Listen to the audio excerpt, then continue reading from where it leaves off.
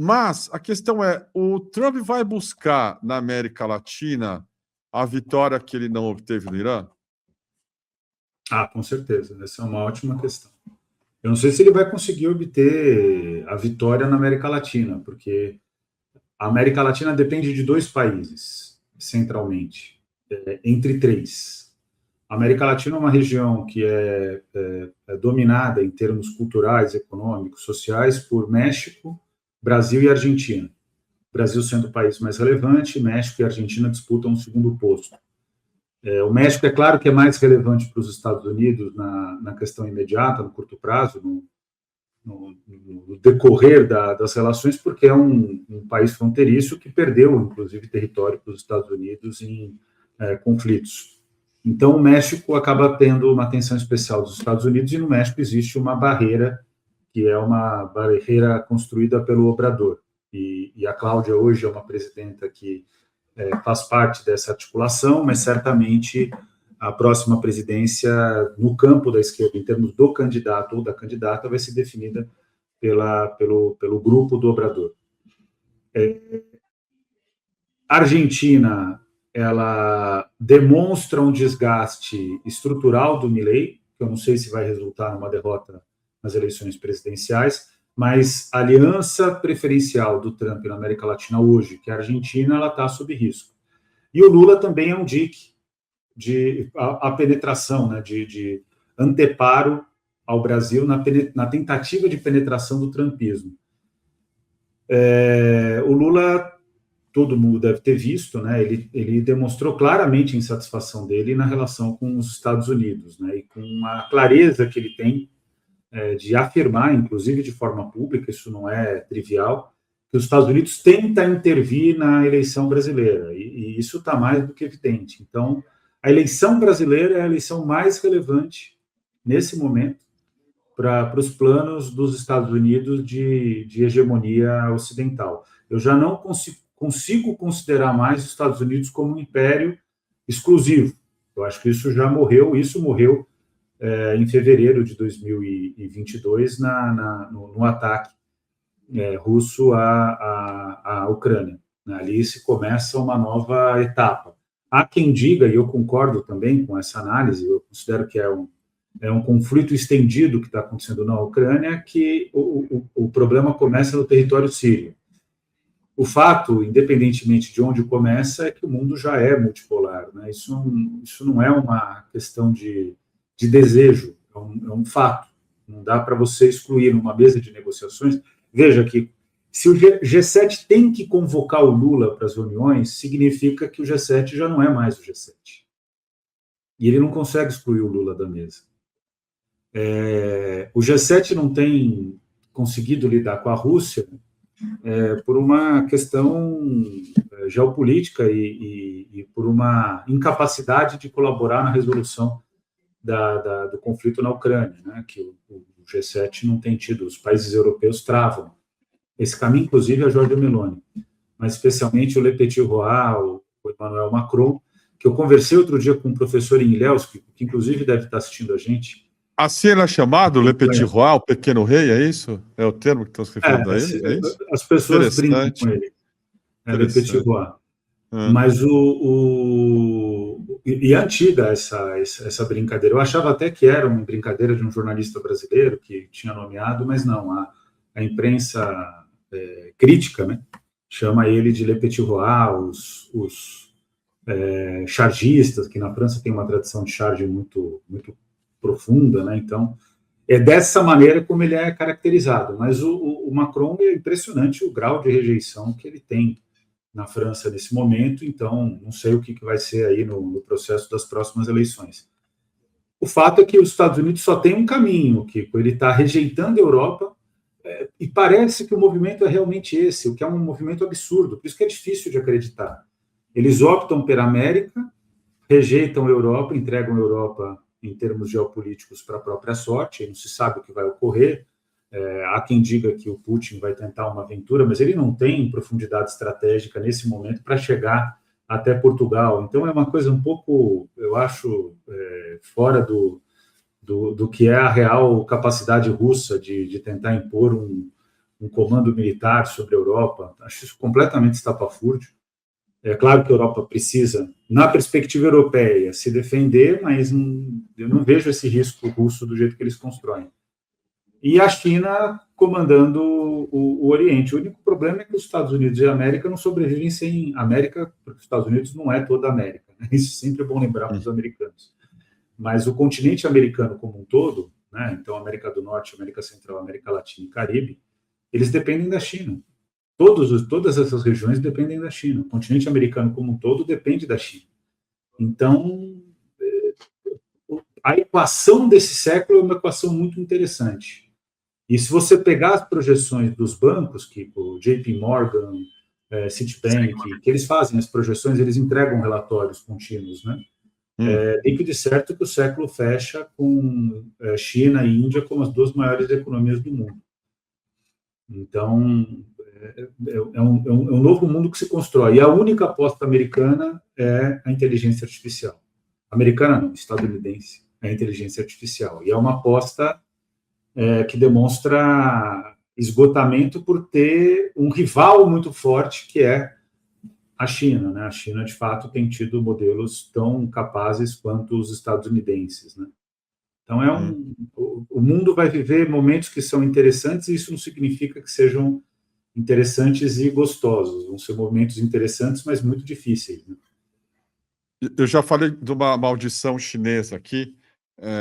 Essas coisas que os chineses têm de paradoxo, né? Risco e oportunidade e tal, mas que é a seguinte frase, que você viva tempos interessantes. Isso não é necessariamente bom, porque a ideia é você ter estabilidade. E nós não temos com o Trump. Você está falando de um cara que é o chefe de um império em decadência também, e que dá sinais também de senilidade. Eu vou botar aqui para ilustrar o trecho de uma entrevista que o Trump deu para o Axios, é um site bastante interessante, em que ele fala uma coisa que eu gostaria da sua análise depois. Vamos lá, olha só. What have you learned about not just the exercise of power, but the limits on your power? O que você aprendeu sobre não apenas o exercício do poder, mas os limites do poder? As a result of the conflict. Nossa, I haven't learned. Não tem limites. Não tenho limites. Não tem lição a aprender. That lesson yet. I know there are, but there are no limits. Não tem limites para o poder. Nessa mesma entrevista, ele ainda falou que ele tem mais poder do que Gengis Khan, Napoleão, Hitler, Mao e Stalin. Tá? Esse cara que está entrevistando ele aí é um historiador presidencial chamado Dave King. É o nome dos historiadores aí que cobrem a história americana. E aí o Trump fala assim, eles não tinham nem de perto o controle sobre a logística moderna, a mão de obra, a tecnologia, o poderio econômico global que eu tenho, disse ele. E aí ele produziu esse tipo aí de frase, não há limites para o meu poder. Ele está sendo entrevistado por esse cara para um livro chamado Regime Change, tá? Que vai ser lançado, e tem trechos que estão saindo no New York Times. E ele diz que não tem limites para o poder dele. Como encarar isso? Não, primeiro, a incapacidade do Trump de fazer comparação histórica, né?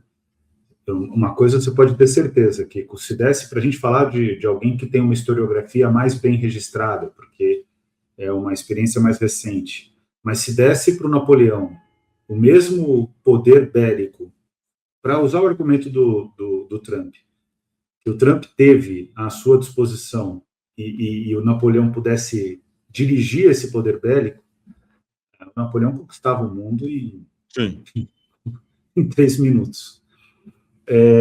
O mundo só tem 2 estrategistas em termos de militares, né?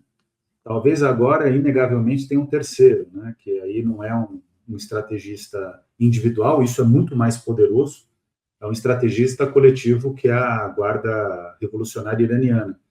Estou falando sobre estratégia militar, não estou falando sobre questões morais aqui, estou falando sobre estratégia militar.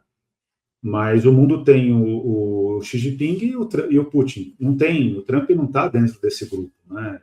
É uma comparação completamente absurda. Agora, o que me preocupa dessa mensagem é quando você tem um pombo na frente de um tabuleiro, o que o pombo faz é espalhar as peças, né? Essa é uma anedota, uma imagem tradicional na cultura popular. E o Trump é isso, né? Ele é uma pessoa que ele surge como isso é fato, porque você sempre tem que considerar as qualidades do adversário. Ele surge como um comunicador, uma liderança comunicativa de um setor da sociedade dos Estados Unidos que é o agronegócio, a indústria mais tosca dos Estados Unidos, que é a indústria energética e de aço, é um representante, e aí esse é o fator que gera a vitória dele mais recente, né, nessa última eleição, é um representante das Big Techs, e ele tem como fundamento da sua gestão proteger a inteligência artificial e alguns setores da economia dos Estados Unidos. Isso resume o Donald Trump, a estratégia de poder do Donald Trump. A partir daí, ele só é um palhaço, né? No sentido eu fui duro aqui, mas é verdade, da maneira como ele age, porque, veja, Kiko, se ele não tivesse atacado o Irã, ele não teria que reconstruir um país entregando as reservas, muito provavelmente surgindo um pedágio sobre o Estreito de Hormuz, que vai surgir, eles vão converter a ideia de pedágio numa ideia de taxas, inclusive ambientais, etc., já deram essa declaração. Quer dizer, qual que é o risco que o Trump corre agora? O que ele está apostando? Que reconstruir o Irã vai fazer com que o regime seja mais leniente com Israel. Essa é que é a aposta dele. E com os interesses dos Estados Unidos na região. Na minha opinião, primeiro que eu não acho que essa reconstrução vai ser realizada de fato. Eu acho que o que vai acontecer é liberar os ativos e deixar tudo isso por isso mesmo, etc. Em algum grau de reconstrução que está pautado em interesse específico de empresas, né? Inclusive do petróleo, que é uma base eleitoral do Trump. Mas o que vai acontecer é que o regime agora só tem uma certeza depois desse conflito todo, que ele tem que ter a bomba atômica. E ele vai construir a bomba atômica aqui. Se o Brasil quisesse construir hoje a bomba atômica, considerando todas as pesquisas que foram feitas, só falar de 2 universidades, tá? Na verdade, 2 instituições de educação superior. Uma universidade, que é a USP, que eu sei, né, das pesquisas que foram feitas sobre energia nuclear, a solução que o Brasil cria, um novo patamar tecnológico entre frição e ficção nuclear, que é um outro caminho de pesquisa que foi desenvolvido, somando as pesquisas do INE, o Brasil sabe o caminho.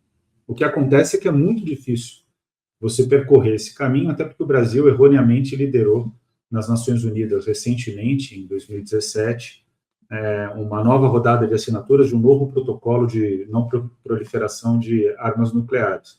Mas se tivesse arma nuclear, a eleição no Brasil estaria protegida. Então, as pessoas sempre falam, mas corre o risco do Bolsonaro, se o Bolsonaro tiver acesso a uma arma nuclear, o Bolsonaro não vai fazer nada. O Trump tem o mesmo tipo de cérebro, ainda o Bolsonaro é pior que o Trump, obviamente, mas tem o mesmo tipo de cérebro quase que o Trump, e o Trump não está lançando bomba atômica, né? O que não dá para dar para o Bolsonaro é esse poder de guerra. Por isso que o segredo não é ter medo do Bolsonaro, o segredo é não eleger o Bolsonaro. Passa por aí.